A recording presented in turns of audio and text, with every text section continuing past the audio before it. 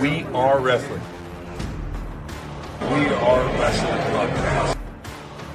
They give a shout out to We Are Wrestling on YouTube.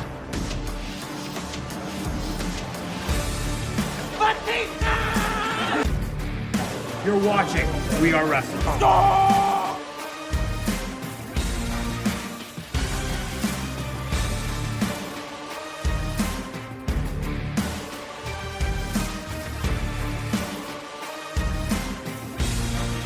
I'm the host with the most. You are by far the least intelligent. What's going on, everybody? Danny Huckins here, man. 1/3 of We Are Wrestling. What's going on? We are Wrestling Maniacs Worldwide. Ben here, the third of the talk show. We Are Wrestling Podcast. Make sure to subscribe, baby. We are wrestling. What is up? We are Wrestling Maniacs out there worldwide.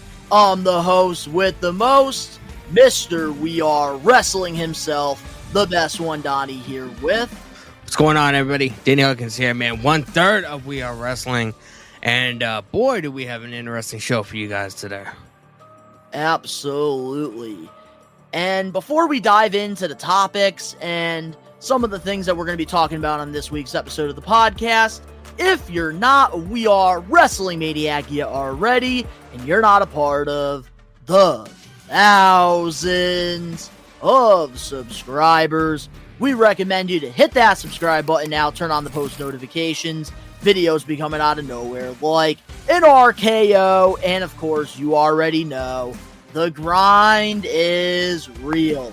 And to all the listeners out there that are listening to the podcast instead of watching it, we recommend you guys to give us a 5-star review and also download the episodes. It really helps the algorithm on Spotify and Apple Podcasts.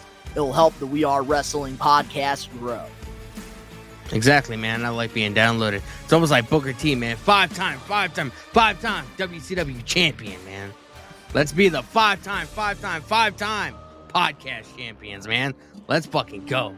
Absolutely. And this week in the wrestling world, there hasn't really been a lot of crazy things going on besides the whole Jey Uso super kicking Roman last Friday on SmackDown. And then, of course, we saw the first episode of AEW Collision, which will be our main event topic for this episode. And, of course, on Monday Night Raw, we saw more, build-up going into Money in the Bank, especially with Logan Paul. And NXT, we got a surprise with Seth friggin' Rollins versus Braun Breaker. And AEW, Dynamite, we saw, some more build-up going into Forbidden Door. So, this week in the wrestling world, Danny, what is your highlight of the week? What did you enjoy the most this week so far, as we're recording this on a Wednesday night? I honestly think we should, I can speak for both of us and say one of our major highlights was the Wrestling Classic 3, man. The very first convention that we were invited to, we were vendors at. We had a table set up. We got to mingle with everybody. Ben got to talk to Alicia Fox about fucking tattoos for like 10 minutes. We sat 20 feet from Kurt Angle the entire day. I mean, can't get any better. Plus, that night, we had AEW Collision, man. So that Saturday was fucking lit. I don't know about you. I gotta say, that definitely has got to be the highlight of the week for We Are Wrestling, because we got a really insane opportunity, with the Wrestling Classic 3. And, we were vendors for this event, and, we've been advertising it. There's been plenty of commercials on, the podcast advertising this event that took place at the South End Community Center in Springfield, Mass. And there was a lot of great, a lot of the fans that, attended this event had nothing but great things to say about it. It was a great turnout. We appreciate each and every one of you We Are Wrestling Maniacs that came to the table to talk to us and even, buy some new shirts as well, which, by the way, to the We Are Wrestling Maniacs that are listening or watching, we will be having those shirts on sale pretty soon online. We'll be giving you guys more details in the next upcoming weeks. Yeah, we just got to figure out a site to put them at so you guys can go online and pick them up and buy them. And, I think they're pretty badass, man. I think so too. And we would have them go on ProWrestlingTees.com, but, they, turned us down, unfortunately. But yeah, maybe someday we'll get some shirts on Pro Wrestling Tees. That's definitely one of the goals. That'd be what's up, man. That's a huge goal of mine, man. Because you see all these pro wrestlers with Pro Wrestling Tees, T-shirts and stuff like that. I want to be a part of that, man. So we got to strive to that. Hopefully, by the end of 2024, early 2025, man, we just got to keep on growing. And with your support, we can make that happen. Absolutely. So going into the Wrestling Classic 3, what was one of your biggest highlights of that event? So I did talk about it, and I think I talked about it even on the vlog. We do have Donnie has a vlog coming out. I have a vlog coming out that I'll probably end up working on within the next day or so. I haven't even started. Same here. But having our table set up right next to Kurt Angle, man, somebody that I grew up watching, he was a very instrumental guy in the Attitude Era. I talk very highly about the Attitude Era all the time. Multiple time WWE champion. He had matches with the likes of Triple H, Undertaker, The Rock, Steve Austin, had feuds with Taz when he first came into WWE. He had a match with Taz.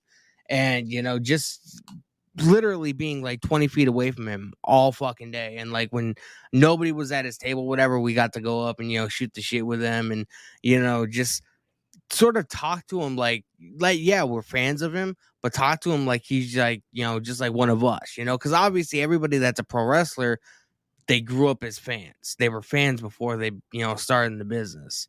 You know what I mean? So just to have that one-on-one time with somebody like him, somebody of his caliber, just to know that, he's just somebody like me and you, he's just outrageously athletically gifted and we're not. Honestly, that definitely was one of my favorite moments, having a table right next to Kurt Angle. And when, his table wasn't busy, we were able to pick his brain a little bit. Not only were we talking about wrestling, but we also were, talking about how his day was, how like his traveling was. And it was just great conversations all around. And Kurt is just such a nice guy. And even did, a shout out for We Are Wrestling, which, we really appreciate that from Kurt Angle. And the truth is, he does not suck. Yeah, he does not suck. But I gotta say, like, another highlight for me during the Wrestling Classic 3 was meeting Diamond Dallas Page, DDP. This is somebody that has really inspired me and somebody that I've always wanted to have the opportunity to meet. And he's never really come to the Springfield area. And every time, like, they would schedule him for meet and greets and stuff like around my area from like a 3-hour to 1 hour, drive, always would get canceled. Something always would come up. And for me, I was always disappointed because DDP, not only was I a big fan of his work in WCW during, the Invasion, I also was a huge fan of what he's been doing outside of the ring, helping guys like Jake Roberts, helping guys like Scott Hall, helping guys like Buff Bagwell. And I just, DDP has been such an inspiration to a lot of people and such a genuine guy. Exactly, man. And, DDP, he is just one story that really captivated me. And it's not even a wrestler. It's this guy, Arthur. He was like a paratrooper. And, he would jump out of planes and stuff like that. Ended up, gaining weight, had really bad knee problems. And, he got the dude to start running and walking again and stuff. Just like inspirational stuff like that. And like over the last at least, 13, 14 years, you've heard, numerous guys in the business talk about, my back was really sore. And then I started doing, DDP's program, DDT yoga, and he just overall just helps a lot of people. And, wrestling is entertainment, but it's also very hard on your body, so I do feel like with DDP's help, he's added time on to a lot of people's careers when it comes to pro wrestling. Yeah, and a few of them are AJ Styles. I know he was having Chris a lot of back Jericho. issues. Jericho, Dustin Rhodes. He was able to go on that one last ride as well. And he got himself into, the best shape of his career, which is, crazy because, right now he's like towards the end of his career and he's like in better shape now than he was 20 years ago. And a lot of that has to do with DDP yoga. Exactly. And another highlight has to be Devon Dudley, man. And now, something happened. I'm not, some of it I would like to, just, keep with just us, that way we can, have something that just belongs to us or whatever. But, it was just a funny interaction that we saw with Devon and his wife. And, he also gave us a shout out, and gave us kind of multiple, I guess you can say. And the whole interaction was just fucking hilarious, bro. Me and Ben had to walk away because we were like going to fall on the floor laughing. And I got to say, one interaction that I really enjoyed a lot was definitely me and Ben shooting the shit with the Godfather about cannabis. That was hilarious. It's legal in our area. Huh? It's legal in our area. Got to say that. It is legal in our area. Absolutely. And the Godfather, oh yeah, he was, talking about it with us for quite a while. And definitely, we had some great conversations with these legends, and it was definitely a fantastic time. Captain's Corner, Zombie Hideout did a fantastic job with this event, and I really hope they continue their partnership and we get more wrestling classics in the New England area, because I feel like this is just a great way to get the wrestling community all together. And like, thanks to Captain's Corner, doing this, it's really, opened a lot of doors for the New England area as a whole. And like, we have lacked wrestling conventions for over 20 years. And, what these guys are doing with the Wrestling Classic is, fantastic. Great way to bring all these, pro wrestling maniacs all together in the same room. And honestly, like us, we are wrestling, having a table and, getting the opportunity to be a vendor, especially for our first one being at the Wrestling Classic 3, I couldn't have asked for a better opportunity than this. Exactly, man. And this was my first ever convention. I've never attended one as like a fan or anything like that. I've never had the opportunity. So having this be my very first one, and for me to actually have a reason to just stick around and just hang out there all day, and just I'm one of those people. I like to just sit back and I like to spectate people. I like to see what the hell is going on. So I was happier than a pig in shit, to be honest with you, that entire day. Like it was an awesome time. Zombie Hideout and Captain's Corner. I hope that we can all grow, and us here, We Are Wrestling, we can extend our partnership in some way and help promote more of their events, stuff like that.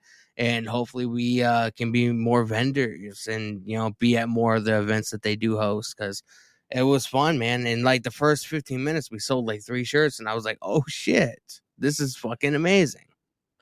I had such a great time, and all the vendors at this event were fantastic, super nice people. We definitely, are going to definitely be growing some, business, and it's going to be very exciting to see, what's going to happen in the future. But now I got to ask you, Danny, I saw this past Tuesday on NXT, you did a rare watch along to it. How was NXT 2.0 for you, buddy? You had to bring this up, man. You had to bring this up. Had to before we get into the topics. So here's my thing, man. All right. And for those of you wondering, I don't watch NXT normally at all, ever. I don't even watch clips on YouTube. There's nothing on the show really worth watching, to be honest. Like, he loves NXT, ladies and gentlemen. I like Carmelo Hayes.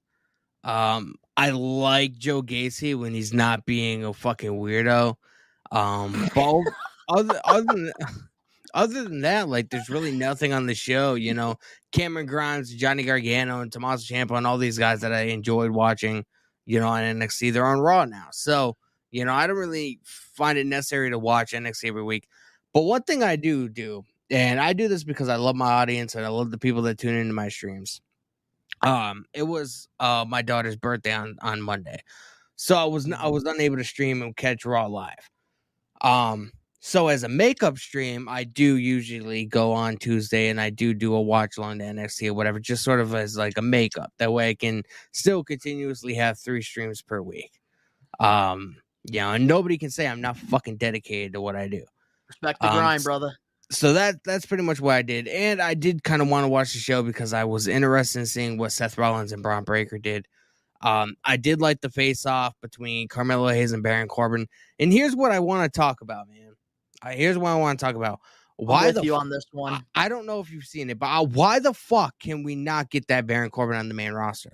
That's what I'm saying. Everybody talks about how he needs to go back to being the lone wolf, even though he literally did this whole, Baron Corbin thing. Now, like, this is how it should have been booked in the main roster.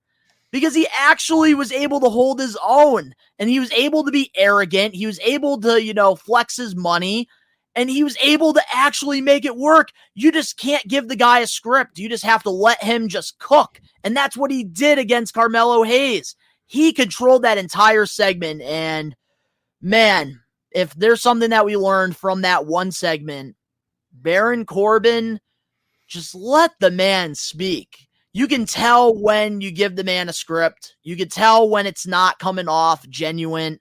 And on NXT, it came off genuine because pretty much on the main roster, it's like they give these wrestlers, a lot of them, a life jacket.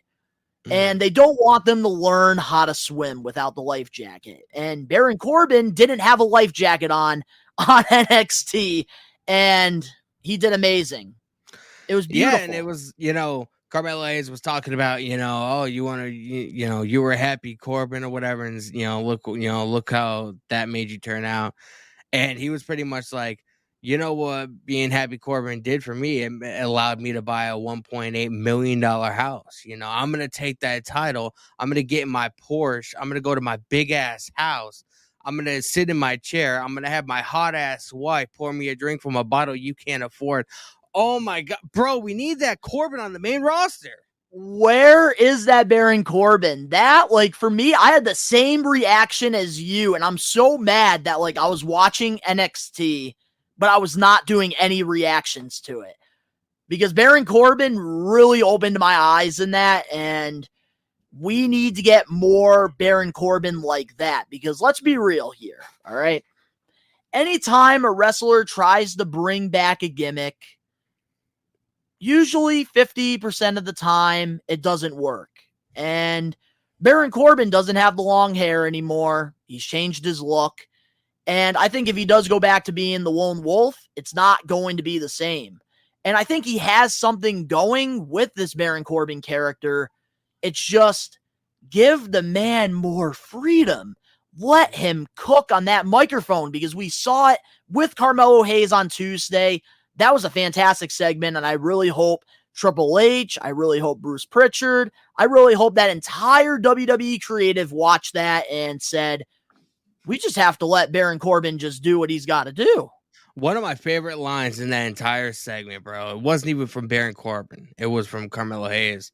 He was like, this is my house now, I ain't never going to meet your expectations. I came in here. I put windows in this house. I had to put a new roof on this house because I blew that bitch off way too many times. Bro, that line gave me goosebumps a little bit, man. Holy that was great. Shit. And that's the thing I always say about NXT is the show overall is lackluster, but they definitely do have some bright stars on that roster that I think when they go to the main roster, they're going to shine bright. And one of them, I think, is Braun Breaker. And I'm very happy to say that now because we saw in NXT that 5-star classic him and Seth friggin' Rollins had. And all that doubt is out the window now for people that are saying, oh, Braun Breaker is just another big guy. Cough, cough. Ben. Yeah. Braun Breaker is going to be a main event guy within the next 5 to 10 years in the WWE. Mark my words. I will say, like, I like Braun Breaker. I do, even He when can talk, he can work. even He's when fantastic. even when it was, I guess, quote unquote, fun to, hate on Braun Breaker. I somewhat enjoyed what he did. I do think with him wearing, the singlet and there's not too much to his character. I wish he would explore like a different look because I do believe there's something there, but I believe too many people in the past have worn the singlet and you can't really separate the two. You know what I mean? I do think there's a huge star within Braun Breaker. I just want him to explore a little more and see what he can do, if that makes sense. Definitely. And I think he definitely has the in-ring ability. He definitely can talk on the mic. He definitely has a great presentation to him. He has a look. I think that in 5 to 10 years, if he can, continue to, break that potential, he's going to be a main event guy in the WWE. And he held his own against one of the greatest right now in the WWE. Exactly. That was a really good match, man.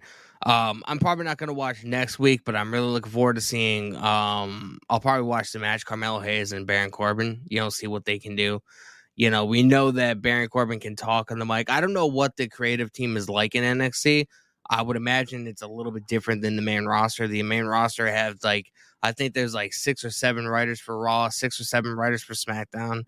I have no idea what it's like for NXT. I do believe Shawn Michaels, depending on who you are, gives them a little bit more freedom. And I do believe that's why we saw Baron Corbin, because Baron Corbin, he'll have a great face-to-face with Carmelo Hayes like we saw last night. But on Raw, he'll be doing, the funny jokester, and then he'll end up being in a fucking 2-minute squash match, and he won't even get a fucking entrance. You know what I mean? There's some things definitely need to change. I don't necessarily think, after seeing that, I don't necessarily think he needs to go back to the lone wolf gimmick, but I do think he needs to be fucking Baron Corbin, if you know what I mean. Exactly. Well said. And before we dive into the topics for this week's episode of the We Are Wrestling Podcast 62, up next, we're going to be talking about some WWE topics you're not going to want to miss. We'll be right back with more We Are Wrestling Podcast 62. Hey, what's up, players? WWE Hall of Famer Teddy Long, and you are listening to the We Are Wrestling Podcast. And if you don't listen to it, then it's one-on-one with The Undertaker. Are you looking for wrestling content? Well, We Are Wrestling provides everything pro wrestling. The best one, Donnie, Danny Hawkins, and the Load Rager Ben are wrestling marks like you who love this sport. We Are Wrestling has it all when it comes to wrestling content. We have different podcasts, vlogs, reactions, full wrestling matches, live pay-per-view watch-alongs, interviews, predictions, and so much more. Only on We Are Wrestling. What are you waiting for? Subscribe and become a We Are Wrestling Maniac now. We're back, and our first topic for We Are Wrestling 62, recently on Battleground Podcast, Kofi Kingston thinks his good friend Xavier Woods will be a good WWE World Heavyweight Champion one day. Kingston stated this, and I quote, "It's coming. It's coming. It's just a matter of time. I've been out now for almost 12 weeks, and Woods has been doing his thing as a singles competitor. On Main Event, Superstars probably. I don't think a lot of people realize how talented he is. He's just out there proving it every single week. It's just a matter of time, but when he did do, I don't know. If you'd watch the Up, Up, Down, Down live stream that we had, School's Out was the theme, and Woods and Miz have been having a rivalry back and forth playing video games. Anytime Woods beats Miz, Miz puts one of his replica titles on the line. So Woods just beat Miz for his WWE Championship. Exactly, yeah. If this is what we like to call foreshadowing, you know what I'm saying? It's just a matter of time, Do you think Xavier Woods could be a future world champion in the WWE? Here's what I have to say about that. To be honest, at some point, yes. I do think, I mean, he's got the look, he's got the athleticism, he's got the personality. He can talk on the mic. I do believe that New Day sort of holds him down, if that makes sense. Like, I feel like New Day, like, what more is there to do with them? They've done everything, literally. They've been a team since what, like 2014? 2014, yeah. That's, I believe, exactly the time that they became a team. I think Kofi, Xavier, Biggie, I think they all need to, start doing some more single stuff. And I said this before, man. Like, Biggie, obviously, we don't know what's going on with him medically. He broke his neck before WrestleMania last year, WrestleMania 38. It was either before or after WrestleMania 38. So he's out. We don't know what's going on with him. Apparently he's trying to get back. He's trying to get cleared by the WWE doctors and the medical staff, but we don't know quite what's going on with that. Definitely very hard when you have neck injuries to get cleared from them. But I've been saying this for months now. If Biggie is not working on some kind of heel persona to come back to as like this fucking monstrous force and coming back with a vengeance, like, everybody knows that he's not really upset with Rich Holland, over the whole incident or whatever. It's pretty much childish, wrestling Twitter and all these, trolls on social media like to stir up bullshit.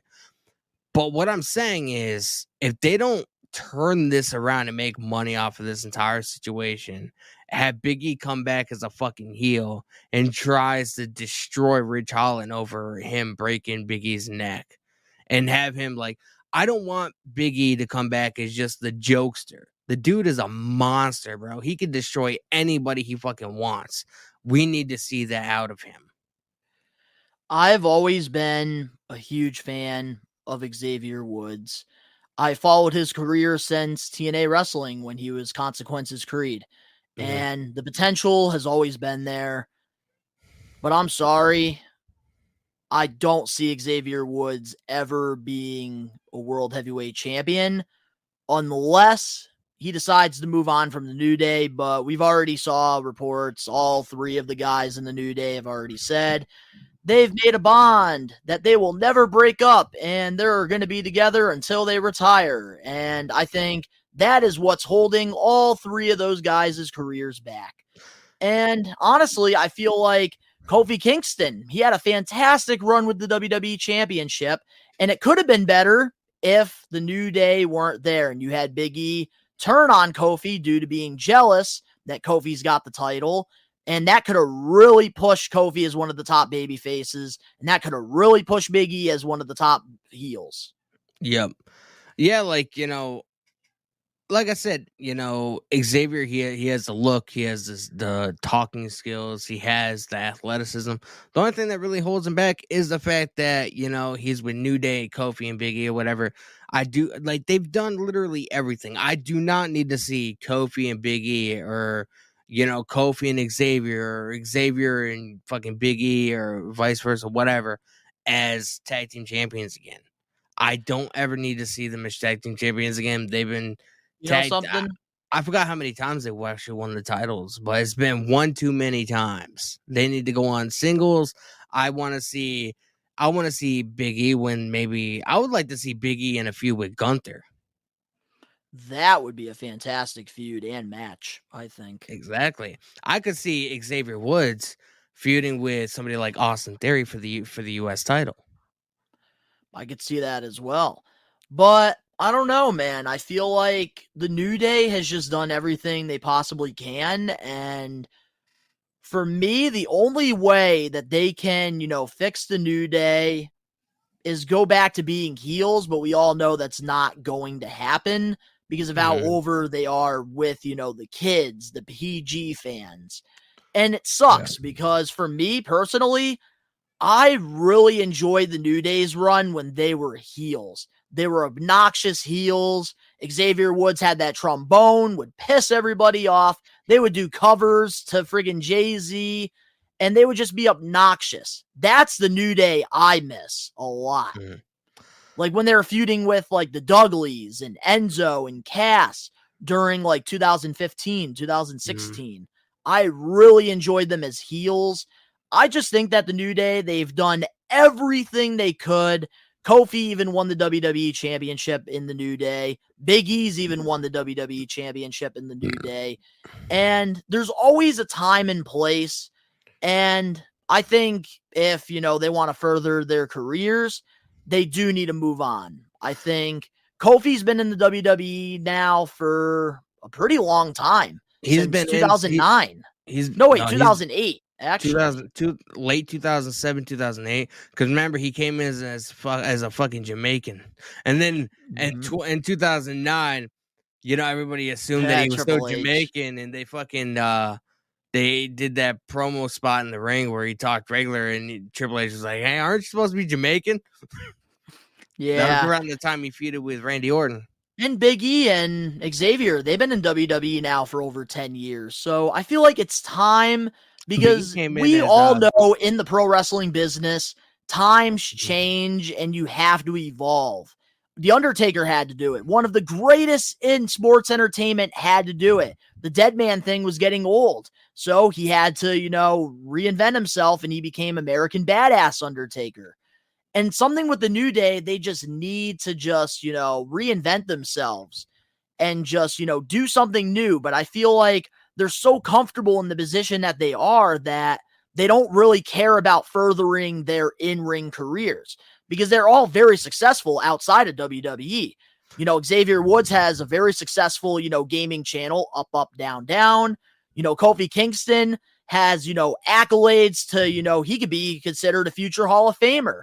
And Big E, still has a lot more in the tank, just needs to, come back from the neck injury.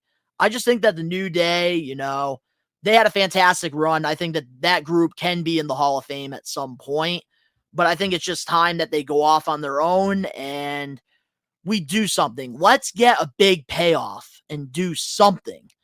And I think that's what's holding Xavier Woods back from being a world champion, because I think he has all the cards to become one. But the New Day is what's holding him back. Yeah, but I hate to say it now, you sort of brought it up, talking about, how Kofi Kingston was WWE champion, Big E's WWE champion.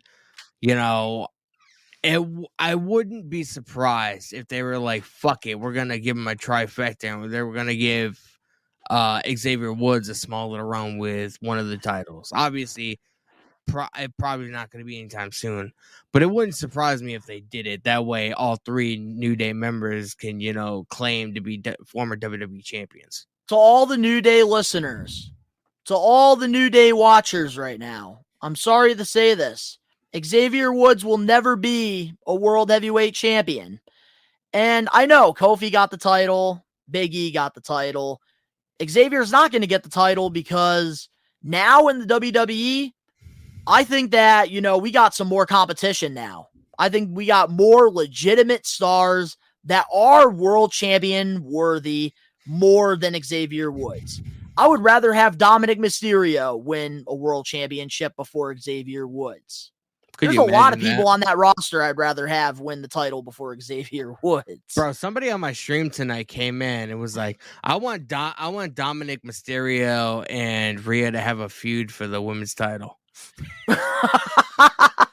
That reminds me of like an old TNA feud back then with ODB and this guy Cody Deaner. Because he was trying to win the Knockouts championship. What about Chyna when she had a feud with Chris Jericho for the Intercontinental Championship back in the day, and then they were both co-champions? Remember that? They each had to defend it. I do remember that. That's crazy. That is crazy. And she was almost going to win the WWF championship too at one point. Yeah, man. So I forgot who stopped that, but I know Vince Russo was trying to get it to happen, which I think they're this close from it happening. And that's why Vince Russo doesn't have a job there anymore. Yep, that's why he's doing the Russo brand, which I'm blocked. Now he just says bro and fucking blocks people on Twitter. Pretty much, yeah, bro. Bro, I have to mention this. Should I mention? No, I'll mention it after, because it does have to do with Collision. But it's something interesting that I heard, but I'll save it for the main event. You might as well save that for the main event. But now, moving on to our next WWE topic for, this week's episode of We Are Wrestling 62. On NXT this past Tuesday, we saw Dana Brooke lose to Cora Jade, and she didn't even tap out. And the fans were singing goodbye to her as she was leaving on the stretcher. And there's been a lot of backlash for Dana Brooke. And how do you feel about all of this backlash that is happening to her? I'm not really in the loop, so I have no idea what exactly is going on. I know she's on NXT now. She's at a catering. She probably got sick of Titus's cooking. Titus is cooking. Sick of his giant meatballs. That's what he does when he's making their fucking. Dude, I love spaghetti this dinners. team. I love the primetime players, him and Darren Young. That was a good team. That was a good team. But yeah, fill me in a little bit. I'm not quite sure what drama is going around with Dana Brooke. So with Dana Brooke, she hasn't really been that over with the crowd. She hasn't really been that popular. There's a clip going around in the IWC with her, coming out to her entrance on Raw. I think this was maybe a month or two ago. And she tried high-fiving this kid, and the kid literally left her hand wide open. So she looked stupid coming out to the ring. Then on NXT, I don't know. They just, were singing goodbye to her. And it just seems like a lot of the fans are just not invested at all in her. And a lot of them want to say she's a poor performer. And, and she also got backlash for, I think, wanting the 24/7 title to be the next, women's Intercontinental Championship. And they, completely scrapped her idea. And a lot of fans, were telling her, that's a stupid idea. And she was, defending the 24/7 championship as a good thing. So, yeah, she's got a lot of backlash right now. She's not really over with the universe. The universe seems to want her out of the fucking universe. So maybe she should go to the dumpster and swim with the 24/7 title. Yeah, Dana Brooke, get her the fuck out, man. If she's, I don't know, is she a bad performer? No. She's just not over with the audience. Part of me feels like that's the creative side of WWE, though, because there's a lot of people in WWE that should be. Hold on. There's another thing to bring up. So there was a sign earlier this year as well on an episode of Raw saying, "Give Dana Brooke a chance." And WWE didn't like that sign. So they actually had they took the sign from the fan, and then the fan went on Twitter to tweet at Dana Brooke, and she was very pissed off about that as well. Why not fire the woman if they don't fucking like her, man? I don't understand this. WWE has a habit, though. There was another incident where they took a sign away. I can't remember what it was for. I think it was sometime last year. I remember reading something. I think it was a sign in support of a former WWE guy, and they ended up taking it. I think it was Bray Wyatt before he came back. Maybe. I know there's a lot of that happening when he got released. Yeah, I remember a fan having a sign that had Bray Wyatt or The Fiend's picture on it, and they ended up taking it away. This was probably early 2022, maybe late 2021, way before he decided to come back, and way before Vince McMahon obviously, quit. But so yeah, they have a habit of doing that. But if you're not gonna if you don't like the woman, fucking release her so she can go do other shit. I mean, it's common fucking sense. Why pay somebody you don't fucking like? I wouldn't want to work anywhere I'm not liked. I feel like Dana Brooke, there's been a lot of missed opportunities with her. And I got to watch her grow in the WWE on one of their network series. I think it was called Breaking Ground, where they would showcase a lot of their up and coming NXT stars. And I really respected her grind. She definitely was one of the most hardworking women on that roster. But of course, she was in a class with, the 4 horsewomen, Sasha Banks, Bayley, Becky Lynch, Charlotte Flair. And that NXT women's division was stacked. So a lot of her work wasn't really being, showcased. But I think that like in another, alternate like universe, she would have definitely stood out. She definitely would have, been a big star in the WWE. And I just think that there's a lot of missed opportunities, and I feel like there's a lot of, talent that just, are being misused all over, pro wrestling, all over the WWE. And I feel like they just need a change of scenery. And I think Dana Brooke would strive in Impact Wrestling or AEW. I think that she just needs a new opportunity to show what she can do, give her some creative freedom, and just let her cook. Because sometimes you just need a different change of scenery to, break out. And I think for her, she's just done everything she could in WWE. It didn't really work out as well. I know that there was some potential. I did like her and Mandy Rose together during the Thunderdome era. But then, Mandy Rose, they wanted to put her on NXT and reinvent her. So then that kind of left Dana Brooke, to the side. And I feel like that's just how it's been for her whole WWE run. So why not put her and Mandy Rose together? Apparently, Mandy Rose is game to come back to WWE. She's even game to shut down her fucking OnlyFans or whatever the fuck it was, as long as Triple H would give her a call. So why not bring Mandy Rose back, team them back up, and see what they can do as a tag team? WWE has no legitimate tag teams. I feel like Mandy Rose is bigger now than she was with Dana Brooke, and I feel like for me personally, like it's so disappointing with the Toxic Attraction because a lot of people now are giving Gigi Dolan a lot of shit, saying like she's not good in the ring, this and that, and like JC Jane's still getting praised. But I just love the group Toxic Attraction. Like they had such great chemistry together, and I feel like they should have just not like broken up JC and Gigi right away. They should have brought them to the main roster during the draft, build them up for like a year or so, and then you could have done like a big turn. But getting back into like Dana Brooke, I just think that the talent's there. She just needs a new like change of scenery. And I think one thing that I think is going to happen from this, she's going to turn heel. And I think she's definitely going to have a better run now as a heel with, the fans turning their backs on her because now they're basically, letting her do her thing. And I think that that's going to help her in the long run. Yeah, I guess we'll have to wait and see. It was funny last night on NXT. Obviously it was a couple days ago by the time you guys see this episode of the podcast. But the match that she had with Cora Jade, and like she was like playing off the fucking knee injury, because she did like it was like some kind of flip or something like that, and she fucking landed, and it looked like she tweaked her knee, and she ended up getting taken out on a stretcher. And Cora Jade goes up to fucking start beating her up on the stretcher, and she just fucking Dana Brooke just takes the fucking knee brace off and just hops up off the fucking gurney like nothing. Like it's not exactly how it should have worked, but it's whatever.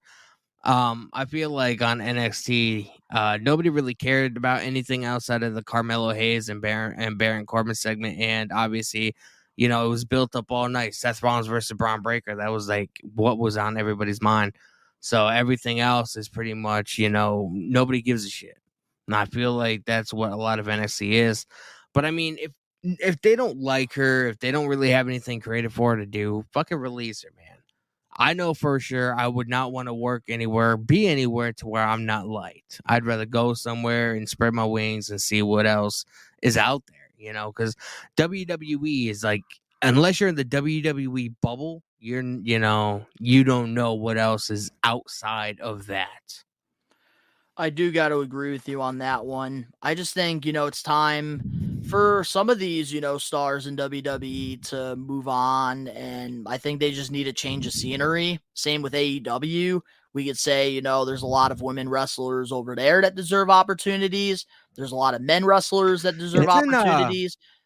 It's a common thing in pro wrestling. Isn't Dana Brooke dating Batista or was dating Batista?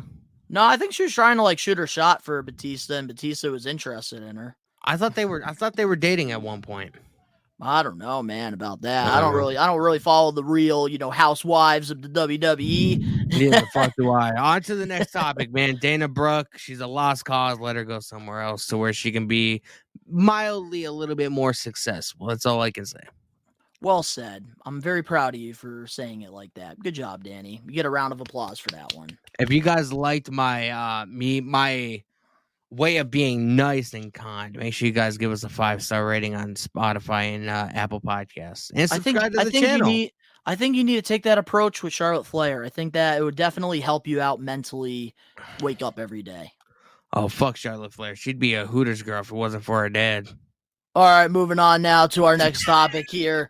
Logan Paul this past Monday announced that he will be entering the Money in the Bank. How do you feel about this move? So I saw the segment. Wait, first, can you say Donnie was right?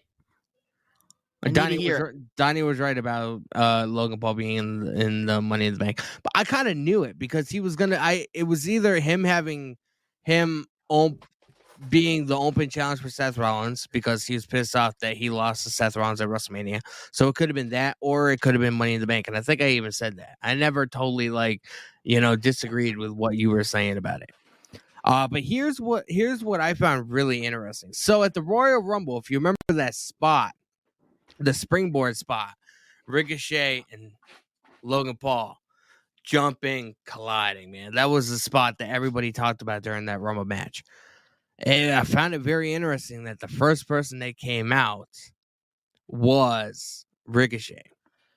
I did like that. So there's two things that could happen in this match. And another thing that I saw was LA Knight coming out and him being the first one to attack Logan. So I thought it was Butch that attacked him. It actually might have been. It was Butch. I remember that. I thought it was LA Knight. But anyway, I'm very fuzzy on Raw because I didn't watch the entire show. But here's what I think is going to happen. I don't think Logan's going to win. I do still think LA Knight's going to be the one to win. You know, the dude just... I don't think outside of Roman Reigns and maybe, Damian Priest, there's nobody in WWE that's more over than LA Knight right now. I mean, it doesn't matter if he's even in the fucking city, bro. He's getting cheered. So I do think it'll be a huge missed opportunity if he doesn't win. But here's how I could see it going. I could see this pretty much be the deciding factor to set up a feud for SummerSlam for either LA Knight versus Logan or Logan versus Ricochet. Now, here's how I would do it. I would have Logan and Ricochet being on top of a ladder. They're just pounding each other, beating each other, each trying to grab the briefcase. They both knock each other out, right? They're out cold the rest of the match. This is going to obviously be towards the end of the Money in the Bank match. LA Knight swoops in and gets the win. But that sets up a match for SummerSlam for Logan and Ricochet. That'd be a hell of a match. Also, but if they do decide to go with Logan winning the briefcase, they could have him win and they could set up a feud for him and LA Knight and have Logan be dumb enough to put up the Money in the Bank briefcase in a match against LA Knight for SummerSlam and have LA Knight beat Logan Paul at SummerSlam to get the Money in the Bank contract. I feel like that will just take the purpose away from LA Knight because I think everybody going into London, they want LA Knight to win. And I am so torn about this because I do like, in case you guys don't know, Ricochet. I do like the Logan Paul and Ricochet idea. In case I do love that idea, which I'll get into in a minute, but here's why I'm torn about the whole LA Knight thing. Because I've been on the LA Knight bandwagon train since Impact Wrestling as Eli Drake. I knew this guy is money. I knew this guy could be a main event draw. I have been comparing him to some of the greats in the business, and even Paul Bearer, Percy Pringle, even saw something in him during, his early indie days. He was managing him. Yeah, Percy Pringle, Paul Bearer was his last manager before LA Knight was the last guy he managed before he passed away. Yep. And Percy, really saw big things for him.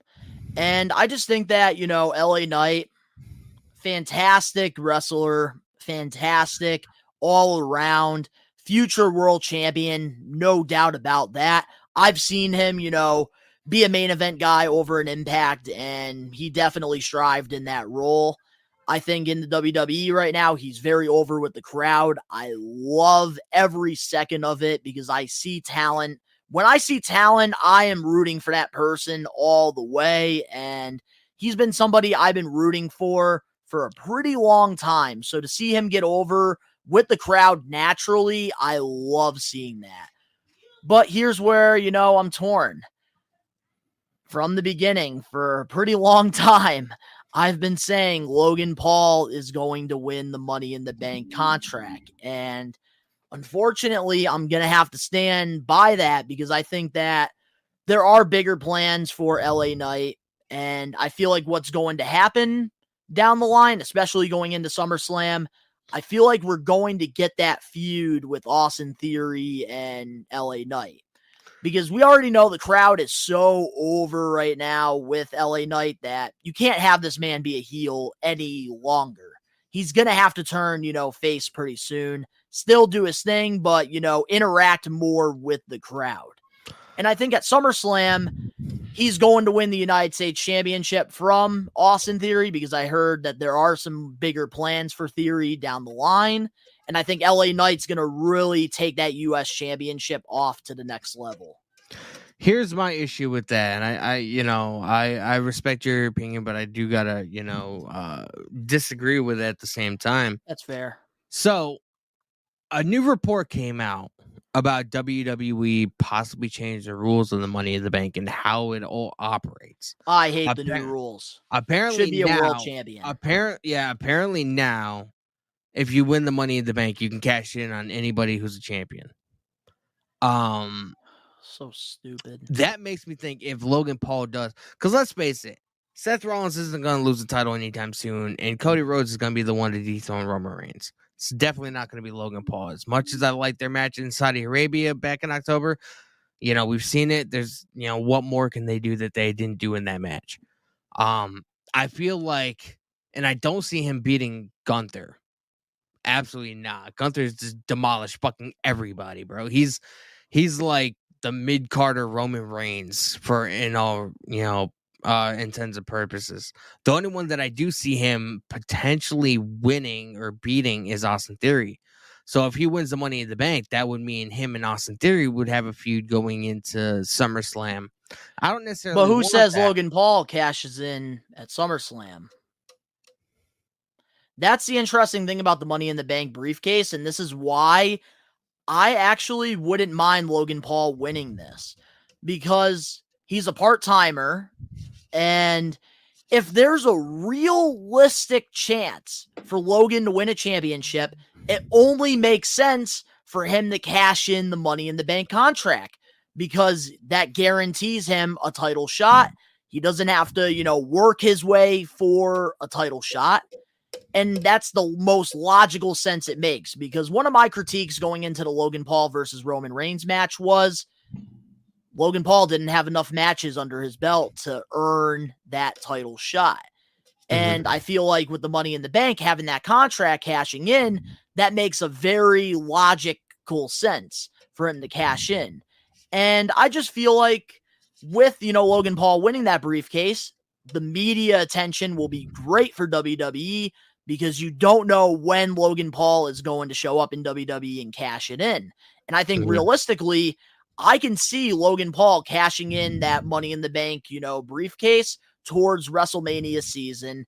And that can, build a feud with him and maybe Seth Rollins if, he's the champion, because of course they have unfinished business as well. So Logan Paul can sneak up after a 5-star classic with Rollins at the Rumble or something, cashes in, wins. Rollins, works his way to get a title shot against Logan Paul, and we get the second match between them, and Rollins can, beat him again. And honestly, I'm going to say this also too, before you give your thoughts. I personally do want to see Logan Paul versus Ricochet at SummerSlam. I think that would be a fantastic match. I love that idea. Ricochet is very talented, just never really got the opportunity to have a real feud with somebody. And I think having a feud with a celebrity like Logan Paul, who's very over, I think can really take Ricochet to that next level. And I feel like Ricochet is so athletically gifted. I feel like he would bring out one hell of a performance in Logan Paul that maybe Paul hasn't really been able to showcase. Bro, when he did that, when he did that front flip over the top rope, bro, he did that with ease. It looked like he was like just doing off a fucking trampoline, bro. Like, and it another took thing, and another nothing. thing too about that, with Ricochet, he hasn't really had a big singles match on a big pay-per-view or a premier live event. And I think Logan Paul versus Ricochet, that's money on the table right there. Exactly. And if, like, let's just say Logan Paul does win the Money in the Bank briefcase, I feel like WWE would only have it if Logan Paul, obviously, because, you know, he has a world-renowned podcast, you know, millions of people watch it. I could just see him sitting there on the fucking couch with the fucking briefcase right there, you know, just, you know, talking about it and talking about the event or whatever.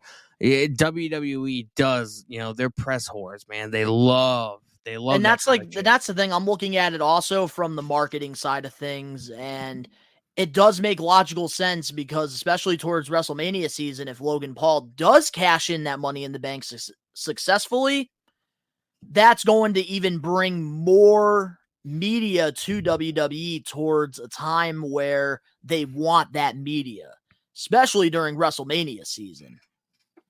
I just think that LA Knight is very over, and I feel like WWE is in a very tough situation here because Logan Paul could win this and you can have massive heat happen. Especially in the UK, and the Pauls, they're very hated in the UK. The UK does not like the Paul brothers, so that just adds more heat to Logan Paul. But at the same time, if LA Knight doesn't win, that whole place is going to riot because they want the man to be a world champion.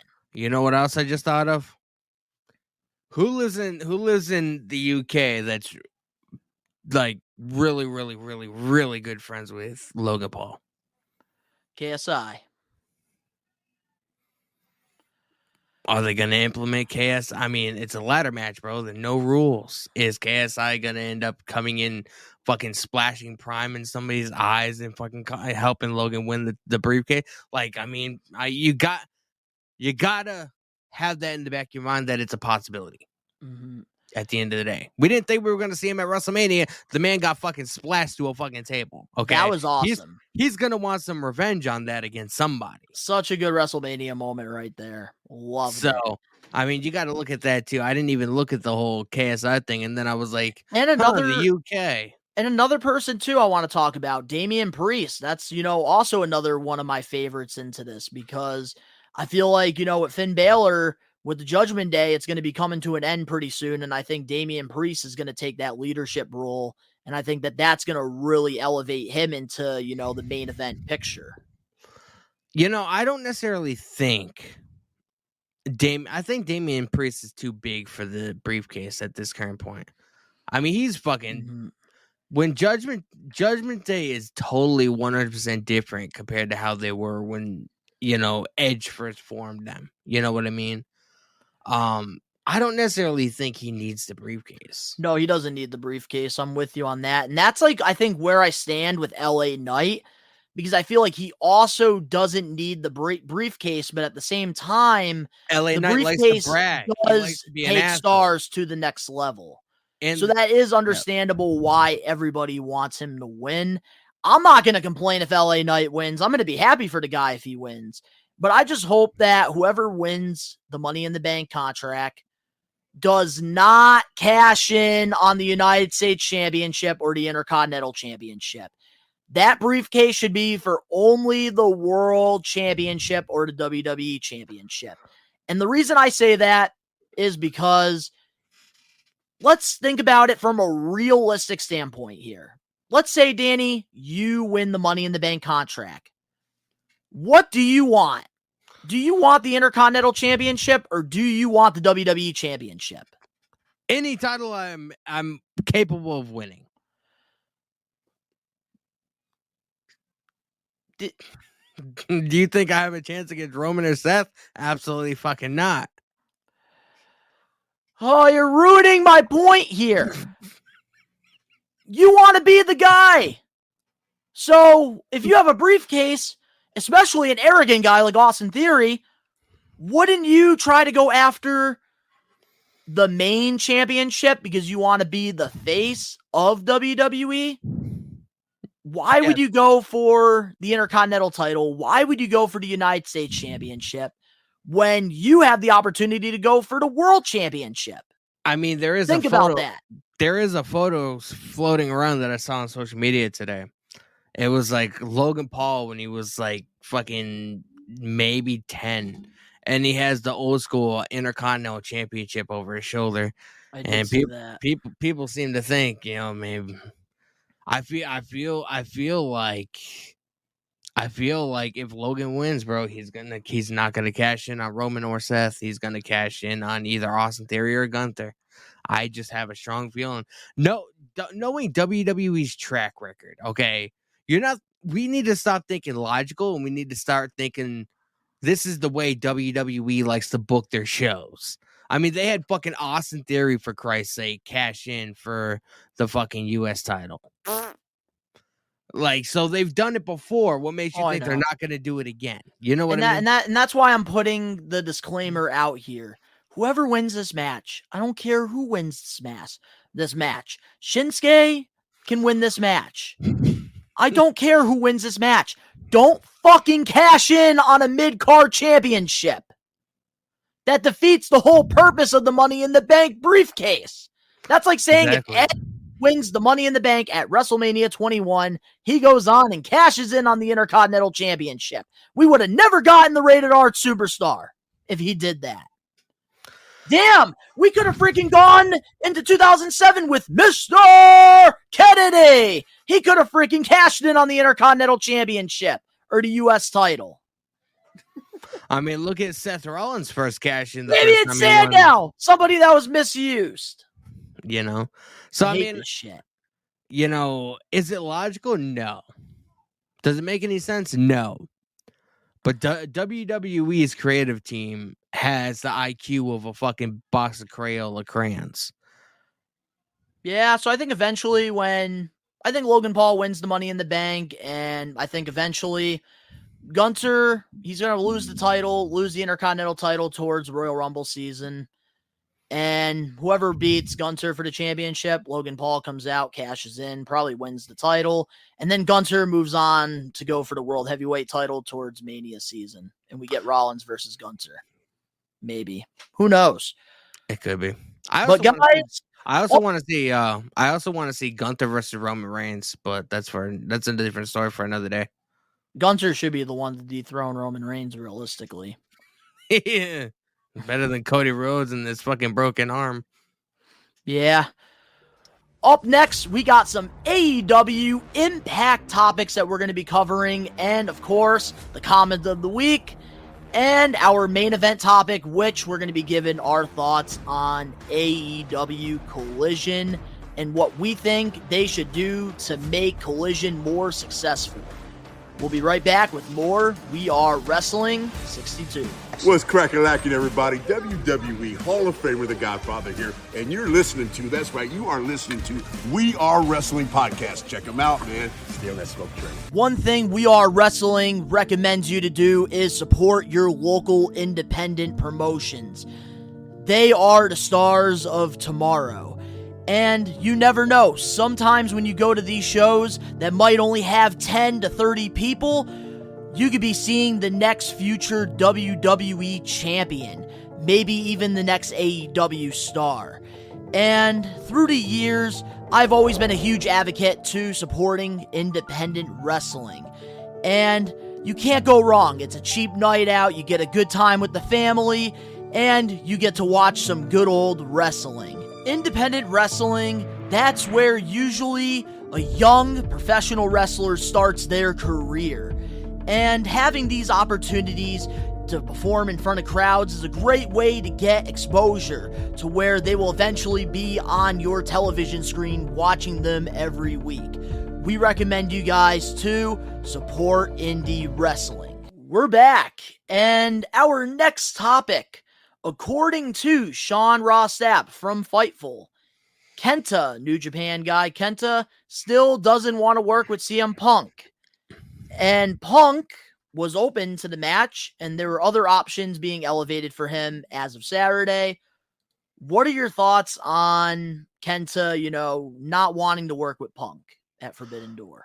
So I was on Sean Ross Sapp's live stream earlier today because he does this live stream listing your boy with the other founder of Fightful, whatever. They talk about a variety of fucking topics that are happening and some of the inside workings and stuff. And he explained a little bit about why people want Kenta versus CM Punk so bad and why it might not be a good idea for it to happen. Apparently, Kenta is known for using the GTS, which is obviously a move that CM Punk uses. And obviously, Kenta is a historical figure within New Japan. And they don't think it'd be a good move for either CM Punk to lose or Kenta to lose, creatively speaking, because they're both really over. They both have the same move or whatever. It'd be very hard to, book who's going to exactly lose that match. So I don't blame them for not wanting or having this match, or for Kenta not wanting this match, because creatively it might look good on paper, but I wouldn't want to be the one to book that match. Well, both guys, I think, have legitimate heat with each other too. There could be that too. Yeah, apparently CM Punk took the GTS, and I guess they have an honor code in Japan or whatever, to where if you're gonna use somebody else's move that is really known, you ask for the guy's blessing or whatever. And apparently CM Punk didn't do that. That could cause a lot of heat and a lot of tension between each other. But sitting from where I stand, I don't know much about Kenta. I don't know much about New Japan. The first New Japan show that I watched was Wrestle Kingdom 17 back in January. So I am very unknowledgeable about this entire situation. So I don't feel like it's fair for me to speak too much on, because I don't want to get any facts straight or make anybody seem like an asshole when that's not my intention. Yeah, because, during this whole thing with Kenta and Punk, Kenta said the only way that he will wrestle CM Punk is if they give the man a lot of money. And there's legitimate heat there with both sides. I know there's a whole honor code thing. I didn't even think about that until you mentioned that. And I got to say, I think the reason why Kenta probably doesn't want to work with CM Punk is because not only doesn't he not like the guy, but I feel like AEW and New Japan during this match, they would want Kenta to put CM Punk over. And I feel like for Kenta, because of the respect that he has for pro wrestling and, CM Punk not following that, honor code, he probably feels like that's just disrespecting the business by putting over CM Punk and just, pretty much being against his beliefs. I could see that too. And of course, CM Punk's going to be open to the match because he knows that that's a money-making match. And CM Punk is always open to making money in the business. I don't think there's anybody in AEW that's more of a moneymaker than CM Punk. People can say whatever they want about him. I mean, he drove 816,000 people to watch the first episode of Collision, for his return. Yeah, we're definitely going to be diving into that on our main event. But I do think that, Kenta, I understand why he continues to bring this whole CM Punk thing up. I feel like a lot of it is for the media attention, because a lot of people, right now, CM Punk is a hot topic in pro wrestling. And of course, everybody knows, all the New Japan fans know that Kenta does not like CM Punk. And him talking about CM Punk is giving him more media attention. And I don't think that this is a bad thing at all for Kenta, because he's taking advantage of, getting some eyes on him. And I think that he'd be stupid not to, talk about CM Punk. And CM Punk has already been talking about him as well because of these, rumors and possibilities of a Kenta versus CM Punk match.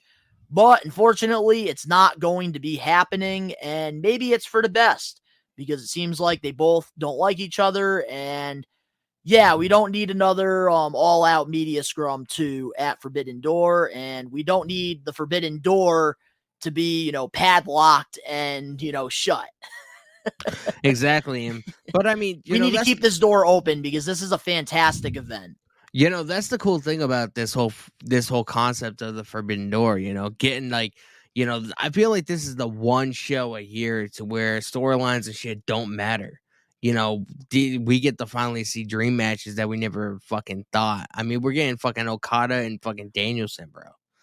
I mean, doesn't get any better than that. We're getting Omega versus Ospreay too. I mean, this is the one show a year to where I don't give a fuck about storyline, man. Just fucking let these guys go in the ring, give them fucking 15, 20 minutes, man, and let them wow the fuck out of everybody that's in the crowd and everybody sitting at home. I am so looking forward to this event, more so than I was the first one, because around Forbidden Door 1, there was AEW was plagued with injuries. Danielson wasn't on the card. Punk wasn't on the card. There was a lot of people that were missing, a lot of high profile people, so I feel like we're going to get some of the matches that we were supposed to get last year, this year. But it's going to be a great show, bro. Sunday is going to, oh my fucking on the God, card, bro. We're going to be having CM Punk, Danielson, Omega, MJF.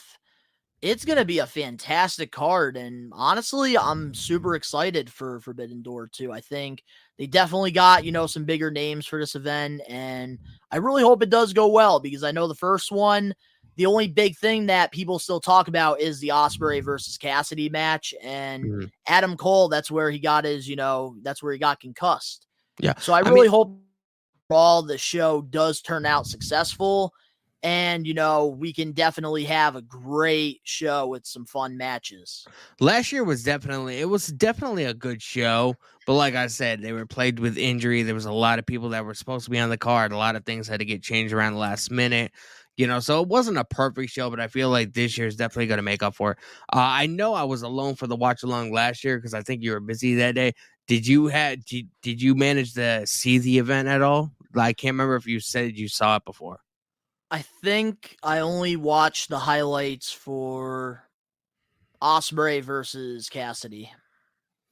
I do what I remember, and I think the Adam Cole Fatal 4-Way match, I did watch that too. I do before Sunday, I do recommend you at least skim through it and see some of the stuff, because it was a really good show. But like I said, the injury, it was around the injury bug, and a lot of things had to get changed last minute. But this year, man, we're in for a fucking treat. You better be fucking ready. Oh, I'm definitely ready, man. And by the way, on the We Are Wrestling YouTube channel, to all the listeners, to all the watchers, We Are Wrestling, Danny and myself, we're going to be doing a live watch along to AEW Forbidden Door. You're not going to want to miss it.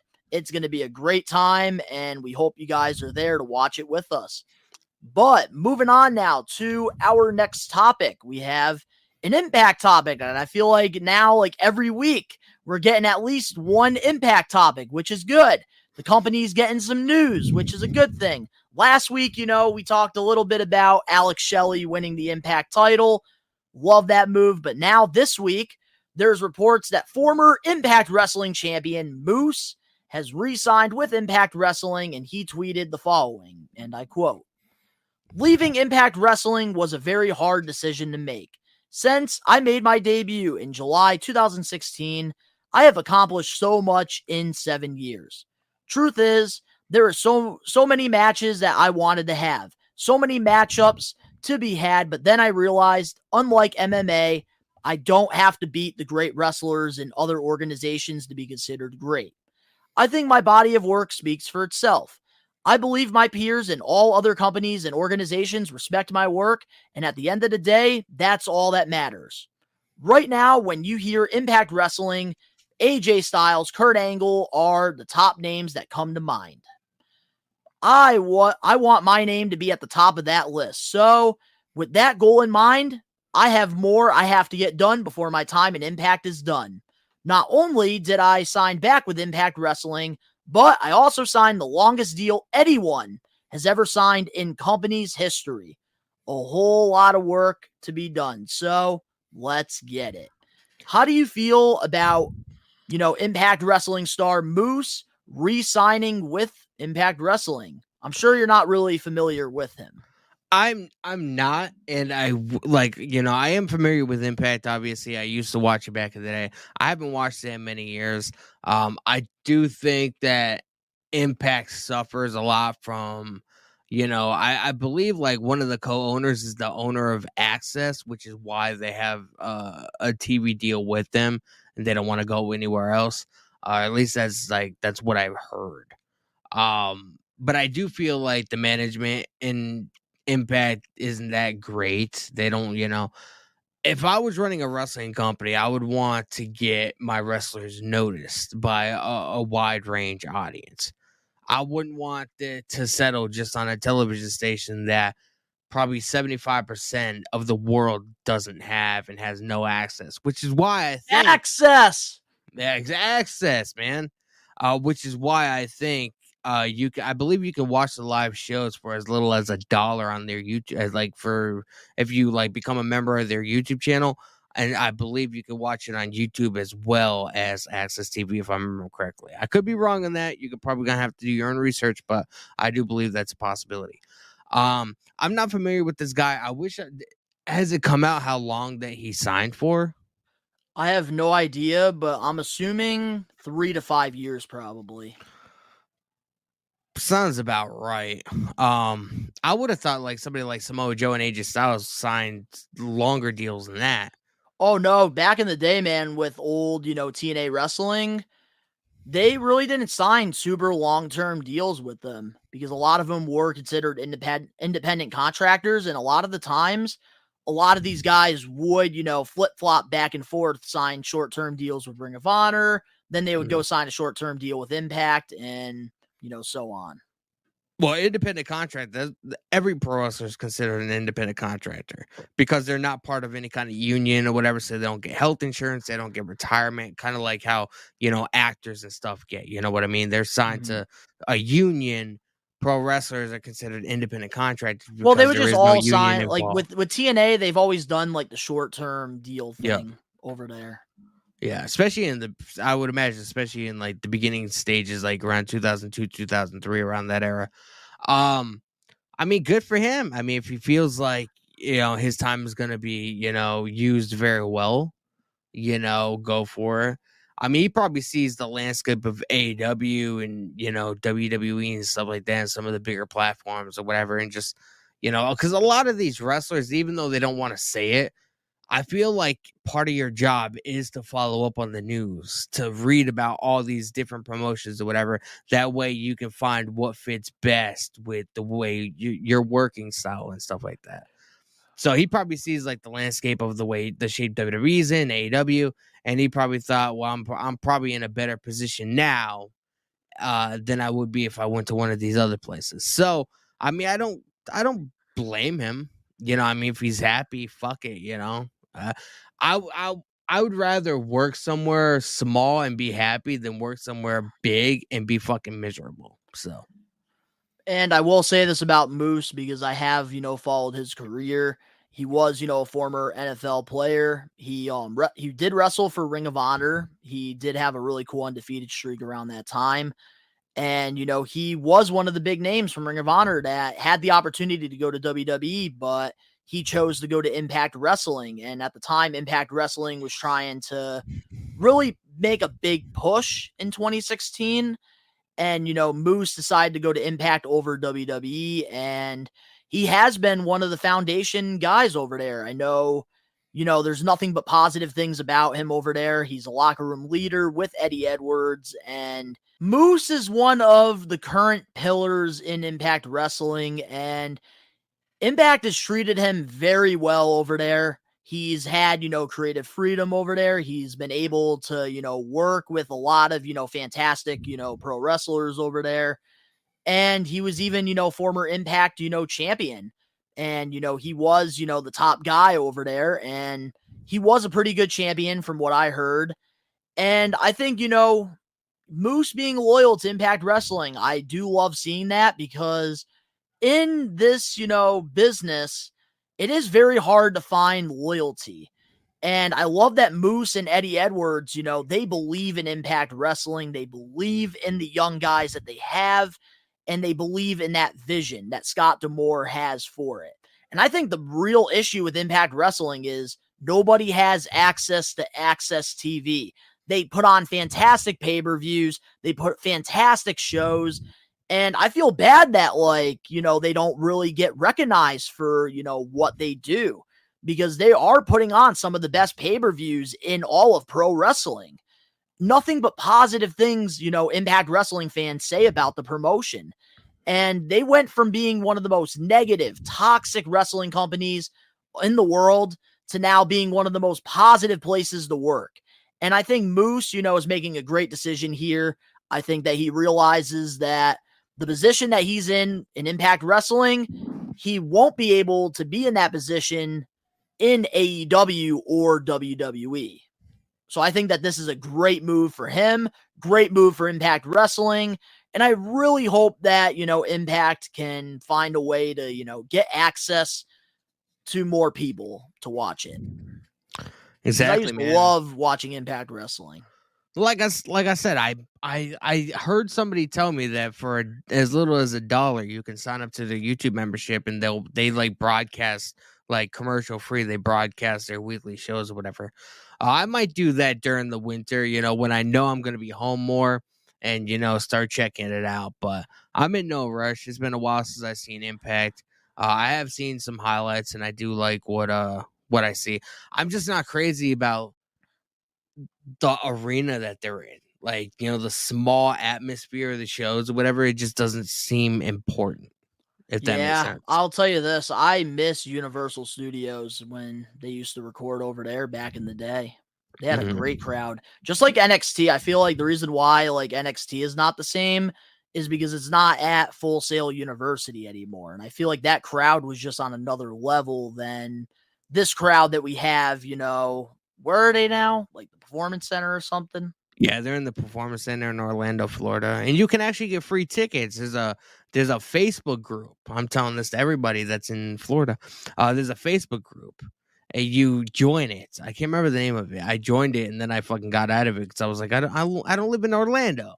But if you sign out a questionnaire, and when I looked at it, it was all about like, it was around like COVID. So you had to like say if you were sick or whatever. But you had to fill out this questionnaire, and they would fucking like email you free tickets. That is pretty cool. I know with like TNA Wrestling, when they did, Universal Studios, they had to, give out free tickets because it was a part of like going to Orlando, Universal Studios. But it's weird. Like if you're giving away tickets, I don't know how you I guess they make money on all their advertisement deals and stuff like that. Yeah, it's all like advertisement deals, merchandise, pay-per-views, because pay-per-views, that's a big thing, in wrestling that does make, money for that's why NXT have been traveling for their PLEs now. They don't stay in the Performance Center because they want to make some money. That's the big thing. Up next, we're going to be announcing the comment of the week, and we're going to be diving into AEW Collision as our main event topic for We Are Wrestling 62. Don't go away. Hello, this is Eric Redbeard, and you're listening to We Are Wrestling Podcast with these two guys. What's your name? Best one, Donnie. And you? Danny Huckins. Best one, Donnie. Danny Huckins. Eric Redbeard. We Are Wrestling Podcast. We're back, and every week on the We Are Wrestling Podcast, we like to do this thing called Comment of the Week. And in order to get your comment heard on the We Are Wrestling Podcast, all you have to do is comment on any of our We Are Wrestling YouTube videos. And this week we have not one, not two, but 3 comments of the weeks. And our first one is from @Positive Productions 6699. And he said this on one of the Chris Jericho reactions, and I quote, "My hope is eventually Sammy and Daniel Garcia can move on from Chris Jericho. Like, it's cool that he had a mentor rule to the both of them, but like Daniel Garcia has not been the same since losing the Pure title, and it's so sad too because he is really good in the ring, but he will never get to show it if he stays in the JAS." How do you feel about that, Danny? I kind of agree. I do think Sammy Guevara is gonna turn on Jericho at some point. Daniel Garcia, it's cool, to say you're in a faction with, somebody like Chris Jericho. But I feel like, sooner or later you're gonna have to, spread your wings and fucking learn how to fly, So I don't think it would be a horrible idea. Obviously, I want it to be the right move for everybody. And if Daniel Garcia still feels like he has more to prove alongside Chris Jericho, then, I feel like Sammy Guevara is more established than Daniel Garcia in some ways. You know what I mean? I feel like they had the opportunity to have Daniel Garcia move on from the JAS, and they had a perfect opportunity, and they kind of just ignored it. And with Sammy Guevara, I feel like he is more established, and I feel like it is time for him to really move on from the group. I think that, Sting versus Chris Jericho should happen at All Out. Or no, not All Out, at All In Wembley. And I think during All Out, we should get Chris Jericho versus Sammy Guevara. I think that would be the perfect way to push Sammy Guevara from a great mid-card guy to now, getting him more into the main event picture. I think that he really does deserve it. I think that, this is the perfect opportunity to have him turn on Jericho, and let's, do something. Let's get a payoff finally, because I feel like, Jericho's holding Sammy Guevara back, and eventually I want to see this with Daniel Garcia. I want to see him, move on as well from Jericho. I feel like Jericho's holding back, these two, and I think that they have a lot of potential to definitely do some big things. I feel like Daniel Garcia could definitely be a future TNT champion if he leaves the JAS. And I think Sammy Guevara, if, they do this properly, he could be a future world champion. I'm definitely in agreement. We sort of saw it last week, when Jericho was talking shit to, Darby Allin or whatever and trying to get Sammy involved. And Sammy was like, what's this guy talking about? And I feel like at Double or None, when him and Tay announced their pregnancy, I feel like that was the moment where Sammy Guevara went from a heel to a babyface. Because if you were a heel, you wouldn't have announced your pregnancy on live television like that. And I think they've done a pretty good job at getting rid of a lot of that heat from Sammy Guevara, because he's finally starting to get some more positive reactions now, like he was getting when he beat Cody Rhodes and won the TNT Championship. But I think that I have to agree with that take. But moving on now to the next comment of the week from We Are Wrestling Maniac at Bailey Ryan 96. And this was on the Jay, super kicking Roman. And he said this, and I quote, "This segment really made me want to see Jimmy versus Jay at some point.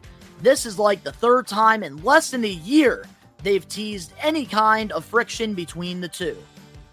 The first one I remember, I think, is the I don't give a damn what the tribal chief says segment, when Jimmy and Jay had the stare down, and then the second, sorry about that, Bailey. Just lost my fucking area. I don't give a damn what the tribal chief says segment, when Jimmy and Jay had that stare down. And then the second one, when we thought Jay choose Sammy over Jimmy." Yep. I do think we're going to get the Usos versus each other at some point. I don't necessarily think it's going to be anytime soon. But I think the Usos are going to battle Roman and Solo for a little bit. They're going to try and get Solo on their side, trying to open his eyes. They're Solo's older brothers. I do feel like we're going to get Rikishi involved in the storyline at some point. That'll be really cool. Maybe more members of the Anoa'i family. Because obviously being, having a storyline like the Bloodline, it would make sense to have more members of that bloodline, involved in some way. That'd be pretty cool. Especially with Rikishi being the Uso and Solo Sikoa's dad. Him not really appreciating the way that Roman Reigns is treating them. You know what I mean? They're supposed to be family, and I could definitely see something like that. Like I heard somebody else was talking about it today on a podcast. And what if like Rikishi showed up at Money in the Bank during the Bloodline Civil War match and he prevented Paul Heyman from getting involved? You know, he beat up Paul Heyman or something like that. Did something along those lines. Stink face the Paul Heyman. I'd be all for that. Like, there's so many things you could do, man. And to go back to the question, I do think that we do see the Usos. I just don't think it's going to be for a little bit, at least. I really hope that we do see this. I feel like Jimmy and Jay have done everything, you know, to be one of the greatest tag teams in, you know, the WWE. And honestly, I got to say this.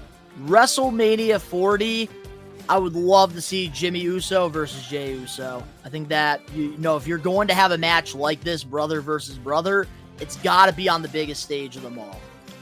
I do think that we're going to be seeing, I hope that we do see Jimmy and Jay at WrestleMania. WrestleMania 40, however, probably not. I do see them in some way, shape, or form getting involved in the Roman and Cody match. And maybe, you know, Roman instructing Solo Sikoa to beat up his brothers or whatever. And he has all this tension built up. And he pretty much, you know, abandons Roman also. Doesn't necessarily join his brothers, but that could also cause the distraction to have Cody get one up on Roman Reigns to win the title. I do see something like that happen. That could definitely happen, but I do think that it's going to be very hard to see Jimmy and Jay, you know, eventually go against each other, because I think if there was a time to do it, it would have been now, where Jay, you know, picked Roman over Jimmy. And then, you know, Jimmy can go off to being one of the biggest baby faces in WWE.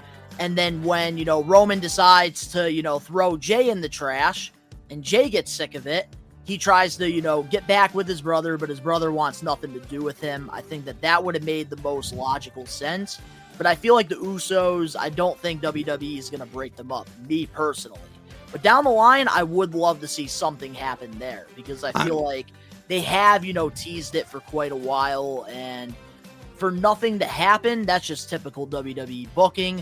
But with the Bloodline, it's a different freaking, you know, story. So, like, I would like to see something different there. And that's why it's wild, because I don't see them having the Usos go against each other until the Bloodline storyline is already wrapped up and finished. You know what I mean? It just wouldn't make it wouldn't make any sense, because, you know, they both turned on Roman. You know, they're both out of the Bloodline. Why would they automatically now start facing each other? They need to start working together to try and get Solo Sikoa, who's their little brother, trying to get him to see the bigger picture of what's actually happening within the Bloodline and within their family. And I can't wait until that chapter. So I don't see the Usos wrestling each other anytime soon until the Bloodline is already wrapped up and finished. But I mean, we've seen Edge and Christian go at it. We've seen the Dudleys go at it. We've seen the Hardys go at it. You know, we've seen, Brett and Owen go at it. Like, you know, at some point, WrestleMania, bro. I would say WrestleMania 41 would possibly be a good time. So, Jimmy Uso versus Jay Uso. We're going to finally see who the better Uso is. Yeah, definitely. You know, anything is possible.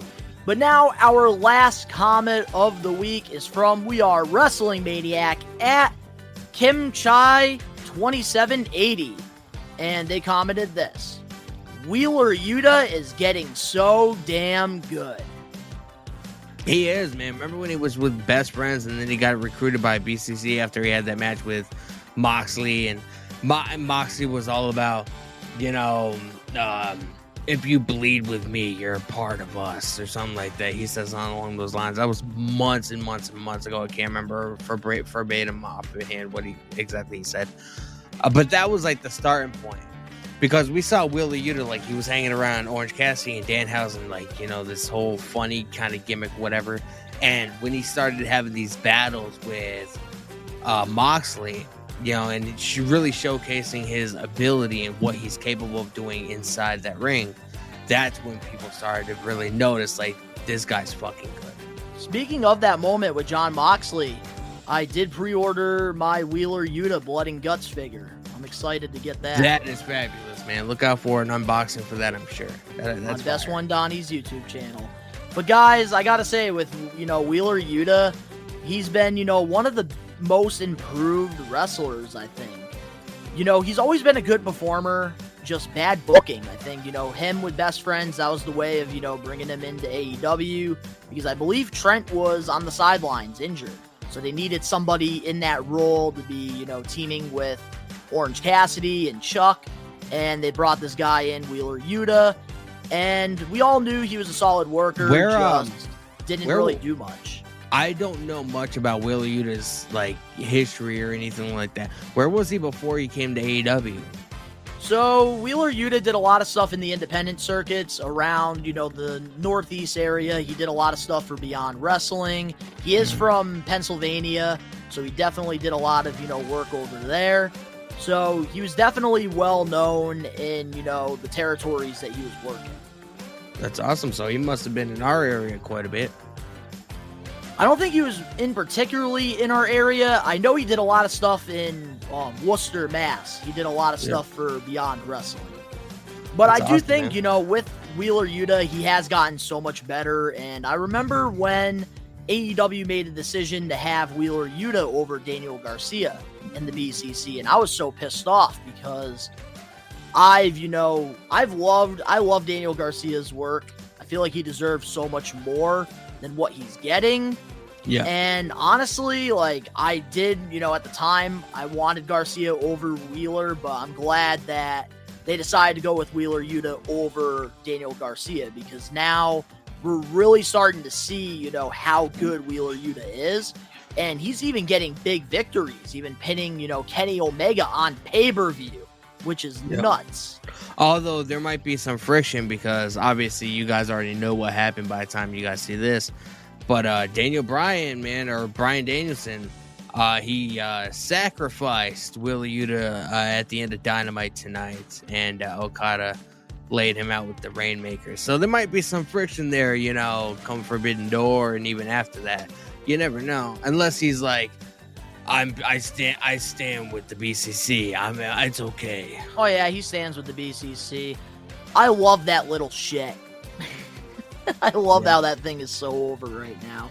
But congratulations to all three We Are Wrestling Maniacs on Comment of the Week. And to all the listeners, to all the watchers, if you want to get your comment featured on a future episode of the podcast, all you have to do is comment on any random video. And now it's time for the main event topic for We Are Wrestling 62. And last Saturday, AEW Collision debuted. And, you and I, we both did a live watch along on the We Are Wrestling YouTube channel, watching the very first episode, and the ratings came in. They drew 816,000 viewers for its premiere episode. So I got to ask you, Danny, what's your thoughts on Collision's first episode? And what should AEW do to continue this momentum, growing Collision into its own identity? Well, first and foremost, I got to say, and I have one word that can pretty much summarize the entire episode, and that's consistency. It was consistent throughout the entire episode. They were trying to build storylines. They had storylines that have already been put on like Dynamite and stuff like that. We saw Luchasaurus beat Wardlow for the TNT title. CM Punk came back, and he did took some shots at the Young Bucks, but I do obviously feel like it was very much it was approved by upper management that he could do that. So that makes me think that maybe we might be getting CMFTR versus the Elite at All In 2 in Wembley Stadium, man. I feel be nuts. I feel like I don't see any other main event that could headline a show like that, bro. If CM Punk is on television taking shots at the Bucks, and even the Bucks going on social media and being like, oh, if this was 2016, we would have had a counterfeit Bucks shirt, LOL, or something like that. bro, like something in the pit of my stomach is telling me that they're flipping this from a shoot into a work, and that we're going to be getting this match at All In 2. And even tonight on AEW Dynamite, Punk was like, I'm a Collision guy, I'm not even supposed to be here. That Like, was a funny line. That was classic. There's like little things like that, bro, that make me think like, if things weren't okay, they would be really pissed off that Punk is taking shots at them. Yeah, I think like the joke wasn't even really that bad. I could see like people being upset in AEW about the comments that he made about Hangman Adam Page during his ESPN interview. This is something that is going back and forth. And right now, according to the reports, there is, definitely two sides. There's people that are on Punk's side, which are, on Collision. We definitely know Andrade is definitely on that side after seeing that photo leak of the two, smiling with each other. And, there's the elite side of things, which is on Dynamite. And this is honestly going to, I think, ruffle some feathers in the wrestling community. And this might actually open up some conversations in the wrestling community, which I hope that, it does open up some conversations in the community. I think that this is a great move, Collision. And I feel like having both of these brands be completely different is definitely going to help AEW out long term. Even though the Bucks, even though the Elite and CM Punk have differences and they don't really seem to be going eye to eye, I think, overall, having Dynamite be more of like the high spots and more of the holy shit moments, and having, Collision be more about the storytelling and just the little things that are missing on Dynamite. I like the differences between both promotions. And I really hope that, the momentum continues for both of these, companies with AEW Dynamite and AEW Collision.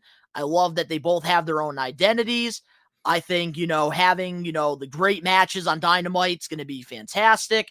And also, having more of the normal pace on Collision, I think, can definitely work in today's wrestling because we have not seen something like this. Raw and SmackDown are two completely different brands back in the day. And, back in the day, Raw was more with the storylines. SmackDown was more about what was going on in the ring. And it kind of lost that identity, through the years. But AEW has a pretty big opportunity here to do something different in the pro wrestling business. I think, having Dynamite pretty much, be more about like the crazy matches and more of like the high flyers, like your Darby Allins and Sammy Guevara's on there. And then you go to, Collision and you get like Andrade versus Malachi and you get Miro and you also get CM Punk and FTR. I think it's just a great mix. I think that you're definitely entertaining both sides of wrestling. And this is something that I feel like we're definitely going to need to pay attention to. Exactly, man. And like, nobody can say CM Punk's not a draw, man. Like, I do feel like as like, and I want people to really like pay attention and understand what I'm saying. Like, I'm an AEW fan. There's no denying that. But I do feel like their product has declined a lot since the Brawl Out situation, since Punk left. You know what I mean? Even though he was gonna even if that didn't happen, he still wouldn't have been coming back until around this time because he was injured. He had to have surgery and rehab and all this stuff like that. But I do feel like the AEW product has gone stale. They need Punk. There's not many people on a wide scale like CM Punk that's that big of a draw. Like, you can say Hangman Page, you can say Kenny Omega, whatever, but those are very small markets compared to somebody with the legacy and somebody of the notoriety of a CM Punk. Do you get what I'm saying? No, I totally get what you're saying, and I have to 100% agree with you on that. I think, CM Punk is still a draw in today's wrestling, And I think AEW, having Collision, even though I hate the time spot, I hate that it's on, Saturday nights. I think that this is a great move overall for AEW to have another 2-hour show. And especially, with the diverse roster where, you have a lot of guys that are fantastic, wrestlers in the ring. Some, like to, tell a story. Others like to, do the high spots that, a lot of the fans today really enjoy. There's really two different fan bases. And I think you have your old school fans, I think that will appreciate Collision more. And I think, a lot more new school fans will enjoy Dynamite more. And I think that this really could be a recipe for success. And I think that having this rivalry with the Elite and CM Punk, after all, might not really be a bad thing, because I think that we're really going to start seeing the best AEW product that we haven't really seen in a long time. Because I think that the Elite, they're going to want to bring out the best in, Dynamite. And I think the same thing could be said with CM Punk and Collision. They're going to want to bring the best, on that show, because there's a lot of guys like CM Punk, Andrade, Miro, Scorpio Sky, people that have not been utilized properly in AEW that want an opportunity. So they're going to go on Collision and they're going to compete. They're going to give everything they have because they want to prove a point. And that's that's the best thing about competition. It brings the best out in you. And I think that Collision's going to bring the best out in the Elite and Dynamite. And I think it's going to be the same thing with Collision. Because you know that CM Punk's going to want to have a better show than the Elite, and you already know the Elite's going to want to have a better show than CM Punk. So I think that this is going to be a great thing for AEW, and instead of, talking about, oh, CM Punk is toxic in pro wrestling, oh, the Elite, they're crybabies, let's look at the bigger picture here. Because anytime there's competition, it brings out the best in you. We saw it with WCW versus WWE. I mean, for months, bro, WWE, they started to really pick up, and then obviously over the last couple of months or whatever, their PLEs have been fucking phenomenal, but their weekly shows have suffered outside of the Bloodline. Hopefully they can pick it up, because I don't know what they're gonna do after the Bloodline, is over. It's pretty much their bread and butter. They do got a lot of upside, though. A lot of people see a lot of upside in WWE, though, as well. A lot of people were talking shit on social media, obviously, after the main event, saying, how slow Punk looked and he didn't look that good. People are forgetting that was his first match in 10 months. You know what I mean? Ring rust is a real fucking thing, man. You know what I mean? With Jeff Hardy right now. Exactly. So it happens, but the show was really consistent. I like the song, the Elton John song that they used. I like the stage setup. I like the red ropes. It was very story driven, and I loved Nigel McGuinness and Kevin Kelly, bro. Like we can't just pass up without talking about definitely them. Different, which I really like, because like Excalibur is very talented. Dynamite's commentary team is very talented, but I also think that Nigel McGuinness, and, they're very talented as well over on Collision. Exactly. And Excalibur, he's good, but so many people identify him with Dynamite. This had to be completely different. This show wouldn't have succeeded if, Excalibur and Tony Schiavone and Taz were on commentary on AEW Collision, because it would have just been the same fucking thing, the same show. Absolutely. And back in the day on, the brand split with Raw and SmackDown, you had Raw, Jim Ross, Jerry the King Lawler, SmackDown, Michael Cole and Taz, two completely different style commentary teams, and it worked.